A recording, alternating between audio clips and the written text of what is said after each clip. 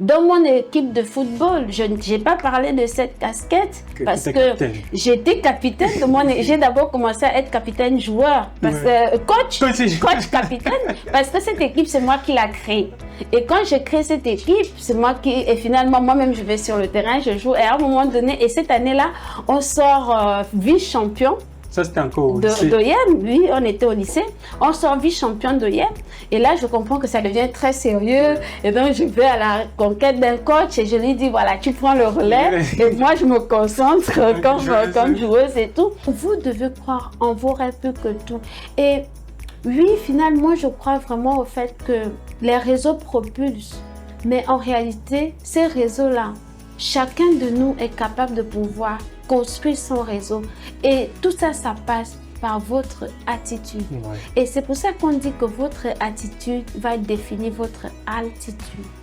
Votre façon de vous comporter avec les gens au quotidien. Les gens vont croire en vous, vont investir en vous avant même de comprendre où est-ce que vous voulez aller avec votre projet. Et tout ça, c'est votre attitude qui va le déterminer. Josiane Martinet, c'est une princesse. J'aime bien le dire comme ça parce qu'après, c'est ce qui façonne notre vie, notre façon de faire, c'est ce qui façonne qui nous sommes aujourd'hui. Donc, je suis née dans une grande famille de 10 personnes. Je suis la première fille de la famille, mais la 5e parce qu'avant moi, il y a 4 garçons. J'ai grandi entre 0 et 5 ans au Cameroun et c'est vraiment dans cette cour royale parce que je viens de la tribu Bamileke, de la famille Bamileke et c'est vraiment là où j'ai appris le vivre ensemble. J'ai appris comment on pouvait être la dernière d'une famille et répondre pour les causes des plus grands.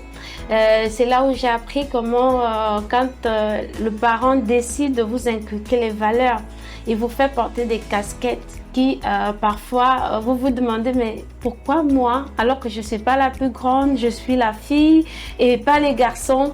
Et c'est quand on grandit finalement parce que moi je rejoins mes parents au Gabon à l'âge de 5 ans et donc c'est là où je fais tout mon parcours.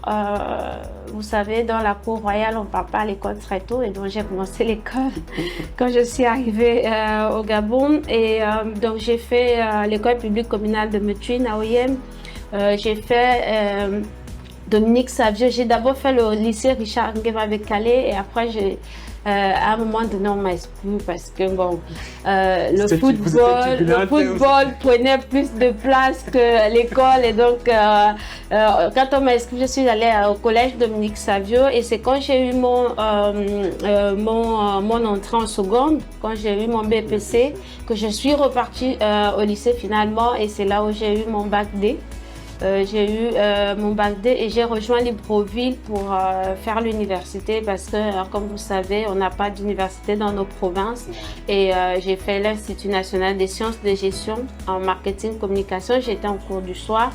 Et il faut dire que j'ai vraiment eu beaucoup de... je l'appelle pas chance parce que je me souviens qu'à cette époque-là, j'avais une amie et on avait un ami en commun qui était venu un matin nous dire, il parlait plutôt à l'ami, c'est pas à moi qu'il parlait principalement, et il disait à l'ami, est-ce que ça te dirait de travailler le matin et venir à l'école le soir? Et elle me l'a dit, ah non, moi je me concentre sur mes études. Et moi j'étais juste à côté de lui, j'ai dit oui, ça m'intéresse. Ça m'intéresse et j'ai saisi l'opportunité. C'est comme ça que j'ai intégré, alors que j'étais en 2e année, j'ai intégré Tecla Communication auprès d'Henri Pascal Bolonga. Et c'est vraiment là où tout est... Tecla Communication, c'est une agence de communication. D'accord. L'entreprise a fermé aujourd'hui parce qu'à cette époque-là, on était exactement en 2008. Et c'était au moment où c'est Tecla Communication qui a vraiment travaillé tous les supports de communication de François Bozizé. Oh. Et là, j'étais avec Henri Pascal Bolonga, on l'a travaillé. Après, il est parti en RCA pour la campagne. Ouais. Et arrivé après les élections, François Bozizé a décidé qu'il reste pour être son conseiller en communication. Wow. Du coup, il m'a laissé l'entreprise. C'était une petite entreprise, on n'était pas très nombreux. Il m'a laissé l'entreprise pour une jeune qui arrivait à peine. Ça faisait 3 mois que j'étais là. J'avais jamais été dans une entreprise, donc pire encore, il faut gérer une entreprise. Voilà, donc ça n'a pas été facile et à un moment donné, bon, étant donné aussi que les clients étaient plus là pour Monsieur Pascal Blanga lui-même. Et ne le voyant plus, ils ont décidé d'aller ailleurs et c'est comme ça qu'au final, il m'a dit de fermer. Et c'est quand j'ai fermé que je suis maintenant partie aux éditions ACI. Parce que bon, moi j'avais déjà le goût de l'argent, j'avais déjà un salaire. Et quand il fallait maintenant arrêter d'avoir un salaire pour se concentrer que sur l'école, les parents savaient déjà que bon, moi j'étais plus comptée dans le budget. C'est ça. Et donc c'est en discutant avec toujours l'un de mes enseignants à l'Institut de gestion, M. Kongé. Il m'a dit, ben, vous savez, quand vous cherchez le travail, vous aimez aller chercher loin. Vous partez sur bord, vous refaites le chemin où vous étiez avec votre patron, là, votre ancien patron, qui étaient vos prestataires. Vous repartez seulement, vous refaites le trajet des personnes avec qui vous travaillez quand vous étiez. Et c'est ce que j'ai fait. Je suis allée aux éditions ACI. Qui était vraiment l'imprimeur parce que nous on concevait les supports et les éditions ACI imprimaient. Et quand je suis allée là-bas, je leur ai dit que bon, j'avais plus de travail et ils étaient très heureux déjà de me voir parce que apparemment ils m'avaient trouvé très souriant et je suis arrivée à un moment où le poste d'accueil commercial était libre et donc j'ai commencé une semaine après aux éditions ACI. Là, en continuant toujours au cours du soir. C'est ça, j'étais toujours en cours du soir et c'est aux éditions ACI par exemple que j'ai eu mon BTS. J'étais à l'accueil commercial et quand j'ai eu mon BTS, j'avais mon patron Luc Lemaire qui a vraiment décelé en moi tout le talent de tout ce que je pouvais, tout ce que je mets en valeur aujourd'hui.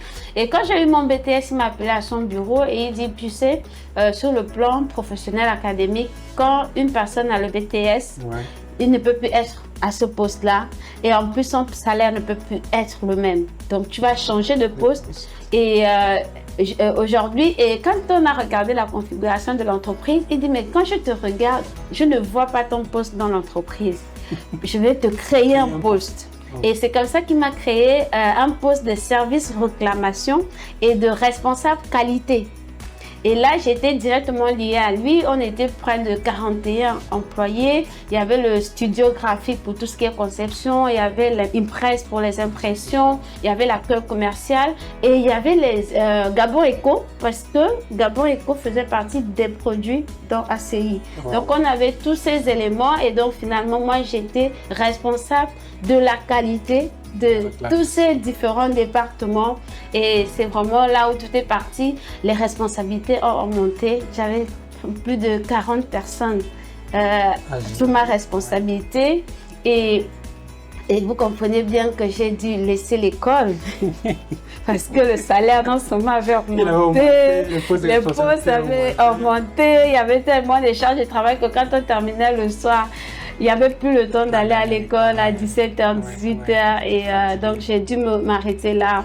Et c'est vraiment là où d'autres personnes m'ont détecté parce que étant à ACI, étant au service qualité, c'est les éditions ACI par exemple qui faisaient tous les supports de communication de la Tropicale Amissa Bongo. Voilà, donc, on va revenir dessus, vous allez nous détailler comment est-ce que vous avez fait pour être parmi celles qui organisaient cette tropicale qui est l'une des plus grandes tropicales sur le cyclisme en Afrique, sans nous tromper, parce qu'on fait venir beaucoup de monde, de personnes qui viennent de par le monde entier pour participer à cet événement-là.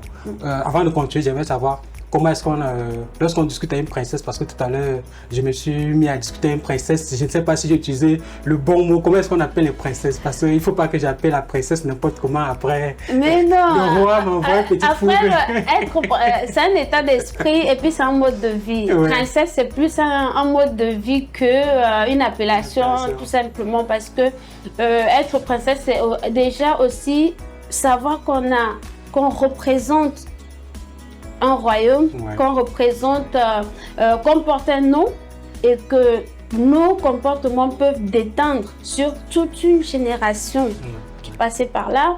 Être princesse, c'est être déjà sûr qu'on a déjà de façon naturelle les capacités de pouvoir gérer des situations.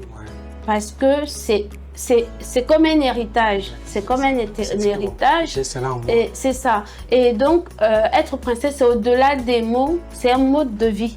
Donc, tu n'as pas besoin de trouver un mot pour pouvoir qualifier ça. Mais voilà, moi je sais le dire, c'est important pour moi de le dire parce que parfois les gens se disent, elle fait ça. Je le dis aujourd'hui, c'est important parce que beaucoup, ils veulent faire comme nous on fait, sans savoir qu'il y a des choses vraiment qu'on fait de façon naturelle. Moi, je ne fais pas beaucoup d'efforts pour rassembler les gens. Je ne fais pas beaucoup d'efforts pour pouvoir convaincre les gens sur un certain nombre de choses. Parce que ce sont des choses que naturellement, on m'a appris à faire et tout au long de mon parcours. Parce que quand j'explique souvent, à l'école primaire, j'étais chef de classe. Au secondaire, j'étais chef de classe. À l'université, j'étais chef de classe. Dans mon équipe de football, je n'ai pas parlé de cette casquette parce que j'étais capitaine. J'ai d'abord commencé à être capitaine joueur, coach capitaine, parce que cette équipe, c'est moi qui l'ai créée. Et quand j'ai créé cette équipe, c'est moi qui, et finalement, moi-même, je vais sur le terrain, je joue. Et à un moment donné, et cette année-là, on sort vice-champion. Ça, c'était encore au lycée. Oui, on était au lycée. On sort vice-champion d'OIEM. Et là, je comprends que ça devient très sérieux. Et donc, je vais à la conquête d'un coach et je lui dis, voilà, tu prends le relais. Et moi, je me concentre comme joueuse et tout. Et donc, c'est pas des choses que quand je suis arrivée dans des associations, dans le milieu associatif, naturellement, quand tu arrives, quand il faut gérer les choses, on dit c'est vous. Donc, c'est pas des choses qu'on va chercher, c'est pas des choses qu'on demande. Déjà, la petite anecdote, quand on était à l'Institut de gestion, on a commencé avec un chef de classe parce qu'il faut dire que moi, j'ai jamais été meilleure élève de Magnon.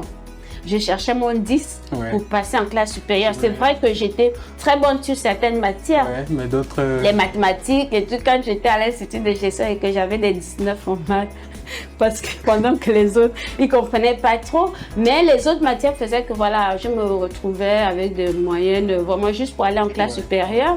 Donc, quand on commence toujours une année scolaire dans un établissement, je prends le cas de l'Institut de gestion, on avait un chef de classe parce que c'était les premières notes montraient déjà que c'était ceux-là qui devaient. Mais moi, on est arrivé un soir, on était là.